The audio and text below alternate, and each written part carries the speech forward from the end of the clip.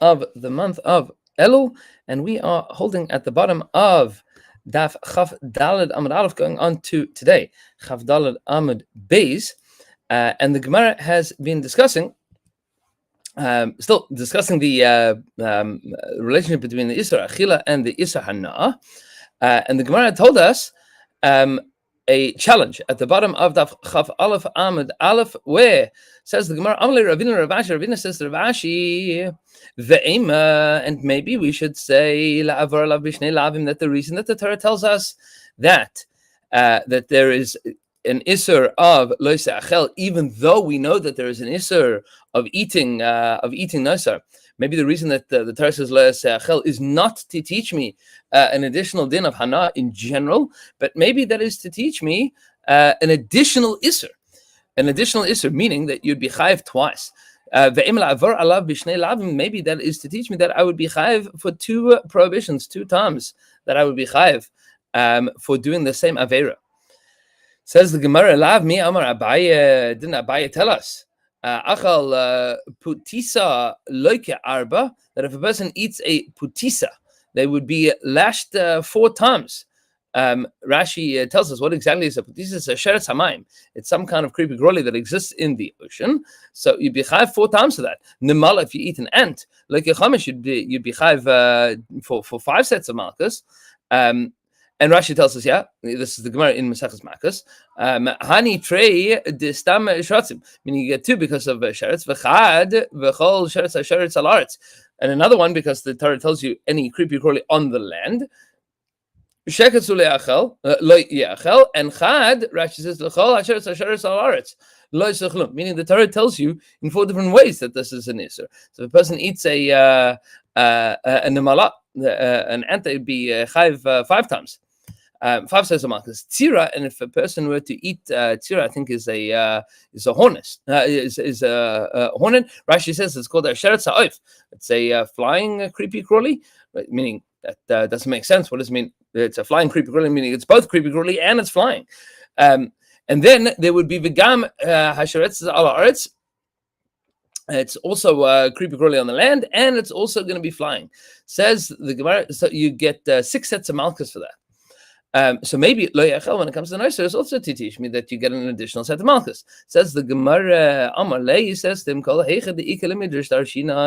any time that we could learn a medrash, that meaning we could make a drasha, we would make a drasha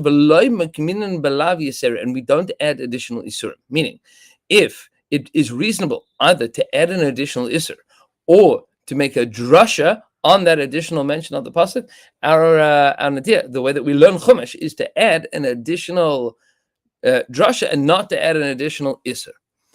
Says the Gemara, v'habasar sheyiga b'chol tamei lo yachel, regarding basar of any that touches anything tamei lo yachel.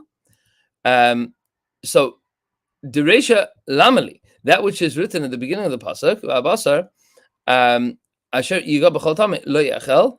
So Dirshu lamali, why do I need the first part of the pasuk? Rashi here says v'habasar lamali, says v'hash da amar da'amrin kra lav legufei asa, since the pasuk is not coming to teach you for its own purpose. Ella le im ena inyan, it's a limud. Im ena inyan. If it's not for this, it's for something else to teach me the Isra Hana in other places. So why does the pasuk need to say v'habasar and the flesh? The flesh of them, you don't need the basar because it's not even talking about the basar. Why does the Torah say the basar in that pasuk? Says the Gemara, l'rabbis eitzim ulevana. It comes to teach me not just basar, meaning unintuitively, the fact that the Torah says v'habasar means not just the basar. Not just the basar, because the basar, I know that that's the din already. And since I'm learning that this is not talking about the basar itself, it's talking about something else, so that v'habasar comes to tell me an additional din. L'rabbos eitzim ulevana, to teach me the wood of the korban, and levana, the spices that were added to the things that have kedusha status, that these things, if they were left over, they are also asur b'hana. So Rashi says, it says the Gemara, v'habasar v'chol tahor yochel basar, meaning v'habasar Kol tar yochel basar, any person that is tar is allowed to eat it. To say amali. Why do I need that basar at the end of the pasuk? I know that as well. So it says l'rabas emurim. That teaches me the emurim, the parts of the animal that are normatively put on the mizbach. Says the Gemara, emurim mehasam nafka. What do you mean that we're learning it from the end of that pasuk? V'habasar kol tahar lo yochel basar. Says that basar, the sefer v'habasar kol tahar yochel. So what do we need that for? That's going to teach me emurim. Says the Gemara that no, we know emurim from somewhere else. The Tanya, the Brisa tells us v'nefesh asher teichel basar mizevach hashlamim. V'nefesh, the person that's going to eat basar mizevach hashlamim, from the shlamim sacrifice. Asher la Hashem, that is for Hashem. The Rabbi says emurim. That teaches me that there is a prohibition of eating the emurim that are included in the basar hashlamim, the zevach hashlamim. Says the Gemara, no, that's not talking about the isar achila.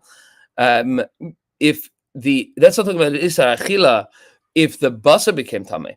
Hasam tumas haguf bekaris. That's to tell you that a person is that if a person is tummy and he eats it, that he gets kares. Hacha betumas basar belav. Here the pasuk is coming to tell me that if the basar is tummy, there's an isur for a tahar person to eat it. Meaning there are two separate isurim.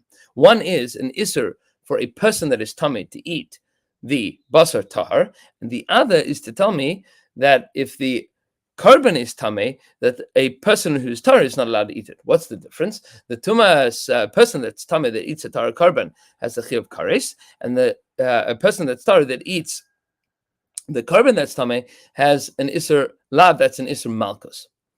Amar Rabbi Abau now says, Amar Rabbi Yochanan in the name of Rabbi Yochanan, Kol isurim shabatara ein loikin alem ela derech achilasam. In general, we have a principle. New topic.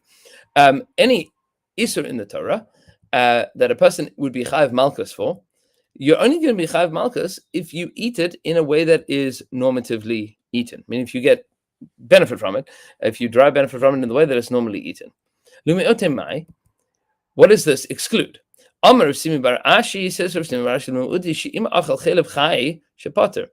If a person were to consume chelev, forbidden fats of an animal, chai, without cooking them, just raw, straight off the animal, shepater, that would be a patur from any kind of punishment. Why? Because that's not a normative way of eating it. That's not called eating. Ikeda amri, there are those that say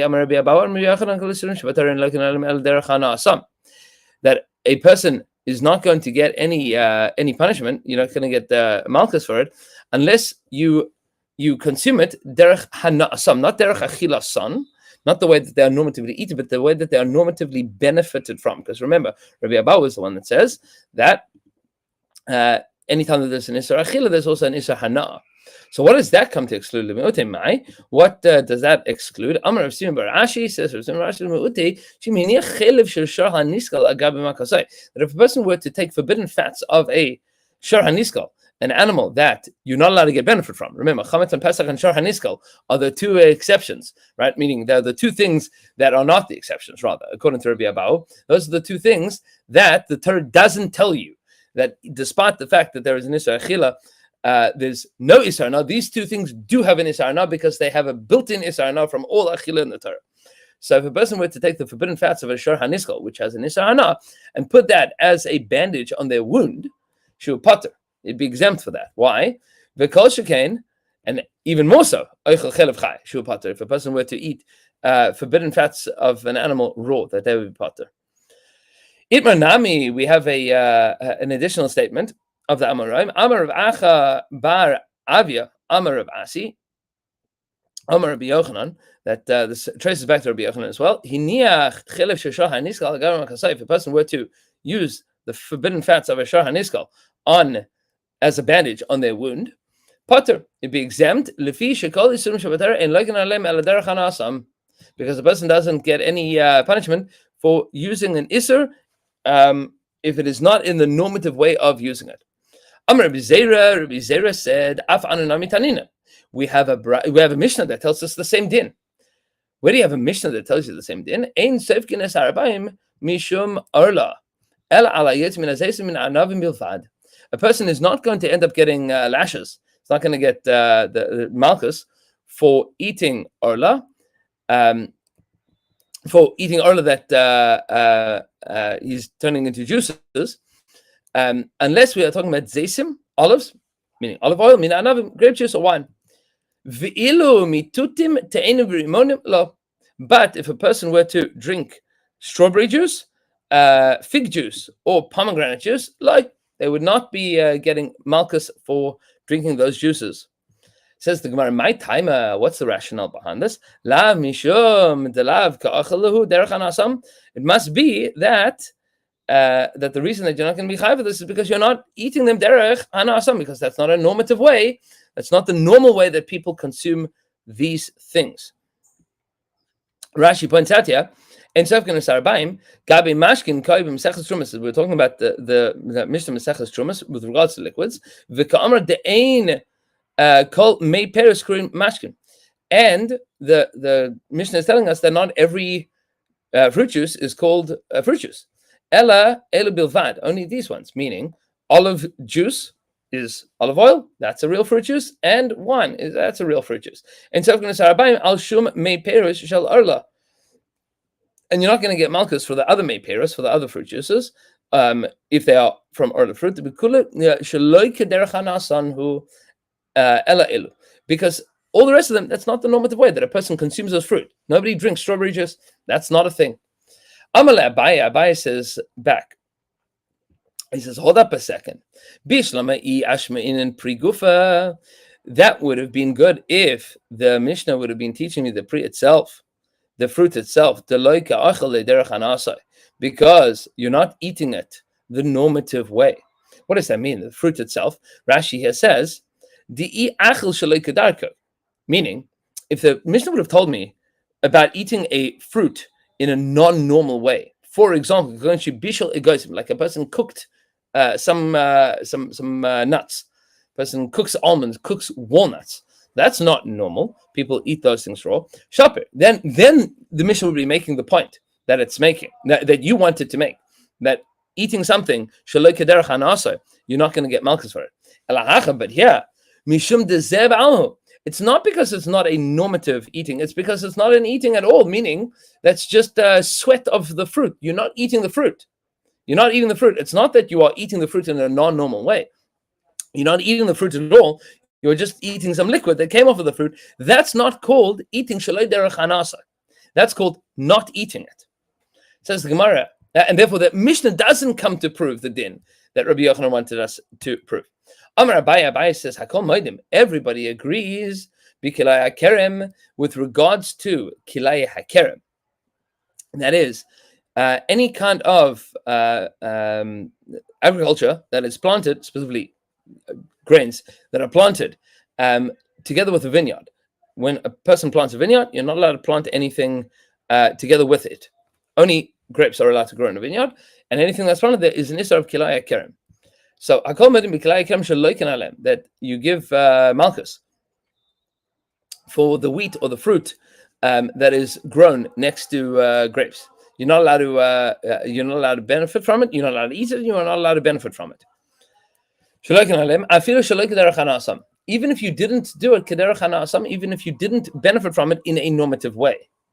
My timer, what's the reason for this? Because the Torah never tells you that there is an issur achila in kilai hakerem.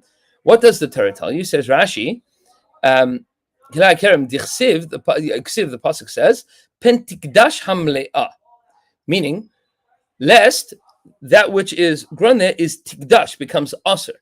Demashma lo tehanem ela tishrafenu. You're not allowed to get benefit from it. You have to burn it. And Rashi points out to us here that the lashon of ufen, lest, is alavu. Anytime that the Torah says pen, lav, al, those three words are always going to be indicative of an issur. So pen tikdash milah, lest means it now becomes asur as a result of it. But there's no achila mentioned in the pasuk. There is simply the issur of this item. The item is now an asur item. What's the issur? So the issur is both achila and hana, but it doesn't say achila.